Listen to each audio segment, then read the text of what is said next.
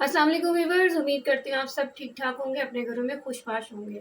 आज मैं आपके साथ जो रेसिपी शेयर कर रही हूँ, ये एक बड़ी ईद स्पेशल रेसिपी है, जो कि है मगज़ मसाला रेसिपी। मगज़ बनाना थोड़ा मुश्किल लगता है क्योंकि उसकी स्मेल की वजह से और उसकी सफाई की वजह से। लेकिन अगर आप मेरी रेसिपी को पूरा वॉच करेंगे, तो मैंने इस पूरी रेसिपी के अंदर इसको बहुत आसानी से साफ़ करना भी बताया है और इसकी स्मेल को ख़त्म करना भी बताया है, जो कि इतनी आसानी से होगा कि आपको पता भी नहीं लगेगा कि हो भी गया और हो भी जाएगा। उम्मीद करती हूँ कि इसको रेसिपी को आप मुकम्मल देखेंगे और इसको ट्राई भी करेंगे। इस झटपट रेसिपी को बनाना स्टार्ट करते हैं। मज़ेदार सा मगज़ बनाने के लिए सबसे पहले तो मैंने एक अदद मगज़ ले लिए, जो कि बीफ का है मेरे पास, आप मटन का भी ले सकते हैं। दोनों के साफ़ करने का और बनाने का तरीका दोनों का सेम ही है। अब अगर मैं इसको सफाई के लिए आपकी बात करूँ, तो ये जिस तरह मैंने इसका पीस एक उठाया है, इसको सबसे पहले हम साफ़ करेंगे, फिर इसको बॉयल करेंगे। कुछ लोग इसको पहले बॉयल करते हैं और फिर साफ़ करते हैं, लेकिन मुझे सबसे आसान तरीका ये लगता है कि पहले इसको बॉयल साफ़ किया जाए, फिर इसको बॉयल किया जाए। अब ये साइड जो मुझे यहाँ से थोड़ी-सी खुली नज़र आ रही है, यहाँ से मैं इसकी ये यहाँ से यूँ करके एक झिल्ली होती है ऊपर, जैसे हम अंडे के ऊपर अंडा बॉयल करते हैं, तो एक छोटी-सी झिल्ली-सी आ जाती है, बिल्कुल बारीक-सी। इसी तरह ये देखिए अगर मैं आपको दिखा पाऊँ, तो इसकी एक ऊपर झिल्ली-सी आ जाती है।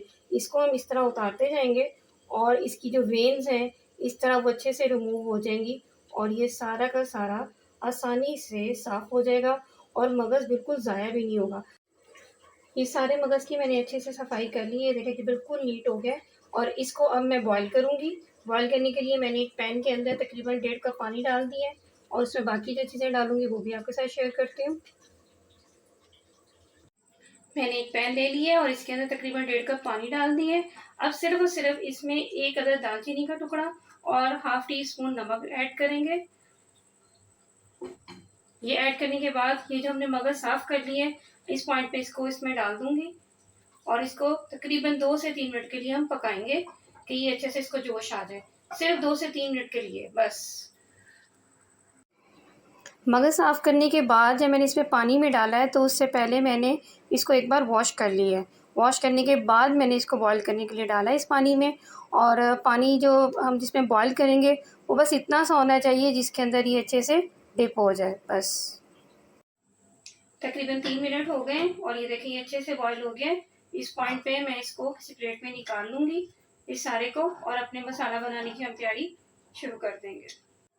यहाँ पे मैंने एक कढ़ाई ले ली है और इसमें आधा कप ऑयल डालने के बाद ये 2 अदद मीडियम साइज़ के प्याज़ हैं, इनको मैंने कट कर लिया, इसमें डालूँगी और इसको मैंने बिल्कुल सिर्फ़ पिंक करना है, सॉफ्ट हो जाएँगे तो फिर इसमें बाकी चीज़ें ऐड करेंगे। इसको बहुत ज़्यादा ब्राउनिश नहीं करना, सिर्फ़ पिंक करूँगी मैं। ये प्याज मेरा जो है पिंक होने लग गया है। इसके अंदर 1 टेबलस्पून मैंने लहसुन अदरक है ले लिया है, इसको ग्राइंड कर लिया है, इसमें डाल दूँगी।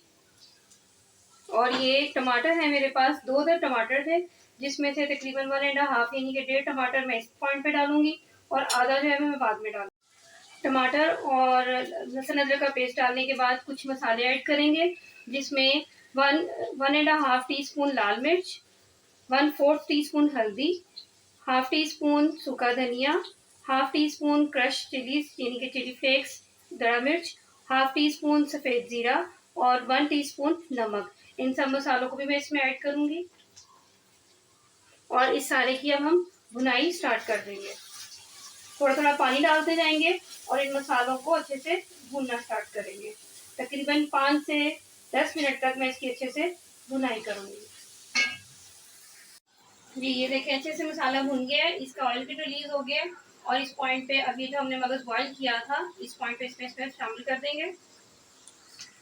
मगज़ शामिल करने के बाद ये जो मैंने आधा टमाटर बचाया था वो और तकरीबन ये 3 से 4 सब्ज़ मिर्चें जिनको मैंने बड़ा-बड़ा इस तरह कटिंग कर दी है रफली, तो इसमें मैं शामिल कर दूँगी।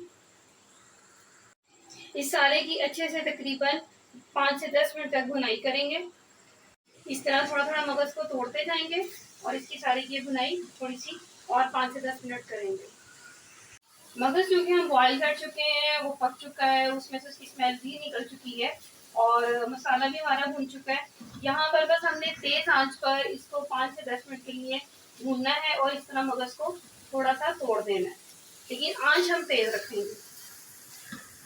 ये तकरीबन 10 मिनट लगा के मैंने इसकी अच्छे से भुनाई कर ली है।